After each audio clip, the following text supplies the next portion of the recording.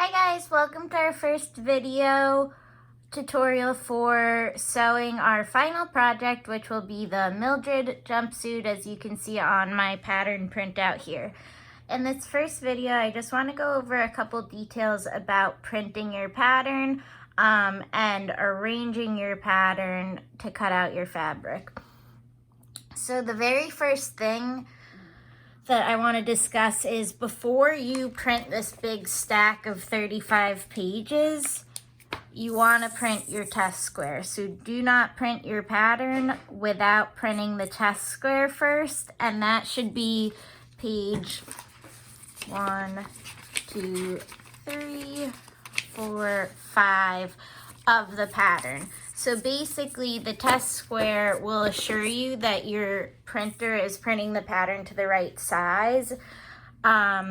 Otherwise, you'll go to tape everything together and it won't match up, or it won't be the correct size or measurements of the actual jumpsuit. So the first thing you're going to do is print your test square, and it actually tells you to do that on page 4. So you'll see they want you to print on letter A4 size paper. That's just your standard printer paper, which is 8.5 by 11, and make sure you print the document in actual size. So you guys don't want to be resizing the pattern. You don't want to select scale to fit page, anything like that. You should just be printing it as is. And when you do that, your test square should come out to be an odd measurement, specifically 3 inches and 15/16. So you want to take your ruler and make sure that the pattern printed out to the correct size. So you'll notice it is 1/16 smaller than 4 inches, and that's what we want. So make sure to check in both directions, and if it printed to size, then you're good to go and you can print the whole pattern. If your size is skewed, like it's 4.5 inches, so bigger or smaller, you need to reset your printer settings so that it's printing true to size. Okay, so going over a couple things once you've printed your pattern, but before you start assembling your pattern. We discussed this in class, but obviously this is what your jumpsuit is going to look like unless you make any pattern alterations. And you can make pattern alterations, but any changes you're gonna make, you wanna think about now, and you wanna think about if it's a change you can make later on in the process, or if it's something you have to adjust currently. And that's something I can help you guys with in office hours, but if you are making a different jumpsuit, you want to sketch out a flat of it, a technical flat similar to this, and think about what you're changing. So if you're making an elastic waist or elastic around the ankles that would bring in the leg of your pant smaller and make it bunched, you can do that at the end because you're just sewing a piece of elastic and gathering the leg. But say you want to make the leg more full into a bell bottom, that's something you're going to have to change with the pattern now, because you can't add fabric once the fabric's cut out. Same thing if you wanted to make the leg narrower. Technically you could do that later, but it's better to do it now. Or if you want to see how it fits, you can always adjust it as you go.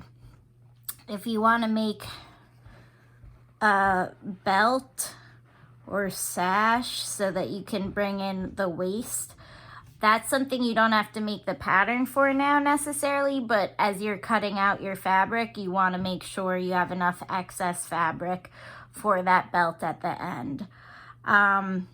Anything else like adding ruffles or details, you might want to talk to me about for help with the pattern, or just, as I said, make sure you have enough fabric for them. The other thing is, if you decided to make it shorts, you might want to make that change now because you're going to use far less fabric, and you don't want to waste a ton of fabric cutting out the pants if you're not using them. So just think about any changes you might be making before you go ahead and put your pattern together and cut out the fabric. So when we go through here, your instructions for sewing the jumpsuit are on page 2, so make sure you don't lose that. You also have your final measure, or your finished measurements here, so the measurements of the jumpsuit. Again, the jumpsuit, we have sizes 4 through 20. And remember, these sizes are not like store-bought sizes. They're much smaller. So you have the size guide online that I gave you guys. It's in the PowerPoint. You can double check that. And then this is the finished measurements of the jumper you can look at as well. But you want to pay attention to what the measurement mainly of your bust and your hip. That's what we're most concerned with.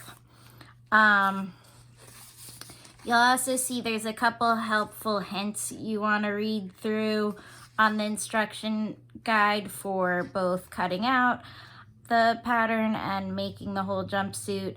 You'll notice it mentions grain lines. We're going to want to pay attention to the grain lines on the pattern, and I'll show you those once we begin assembling the pattern. You'll also see that on the jumpsuit pattern, there are lines for shortening and lengthening the legs, so you can check the inseam or inside leg length as well, and look at those lines in terms of if you wanted to crop the leg or lengthen it depending on your height. And then I do want to just point out, it mentions the inseam pockets are optional, but I want you guys making the inseam pockets so you know how an inseam pocket is formed and you have experience with making them. So don't cut those out of your design. Here you'll see all of the pattern pieces that we're working with. So you can see 1 is going to be the back of our jumpsuit, 2 is going to be the front, and we're going to have 2 of each of these pieces because there is a seam down the center. So you'll have a left front and a right front.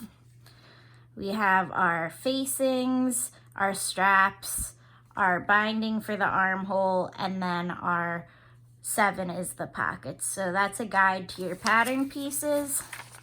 This is going to be more instructions for assembly, so you don't have to look at that now, but again, you don't want to lose it. And then here we have more information on putting our pattern together.